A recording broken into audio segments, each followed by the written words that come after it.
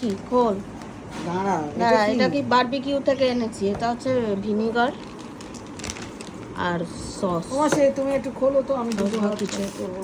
এটার মধ্যে কি আছে কি? ওই তো এটা মিক্সড ফ্রাইড রাইস আছে। ইয়ে দেবে বুঝলে, আমার সেই আটা। খুলছে না। দাঁড়া দাঁড়া আমি খুলে দিচ্ছি, একা দিচ্ছে হবে না। দিচ্ছে এই যে, দিচ্ছে দিচ্ছে, একটা খুলেছে। হাতে হয়। টানো টানো। এই যে, ও এটা হচ্ছে চিকেন ড্রামস্টিক, ঠিক আছে, চিকেন ড্রামস্টিক। সব। আর এটা হচ্ছে mix fried rice without pork. পর্কটা আমি নিয়ে নিই, মানে মুখে আমার মা পর্ক খায় না। ওটা একটা ভিনিগার দিয়েছে, আর আলুর দমটা নিয়ে এসো। ও আলুর দমও আছে। আলুর দম আছে, দাঁড়া।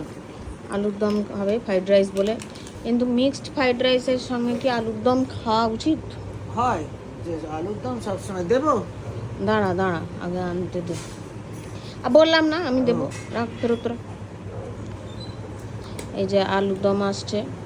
আলুর দম দেখি এসে আলুর দম গেছে, কিরম বানিয়েছো। কষা আলুর দম। সাবাস।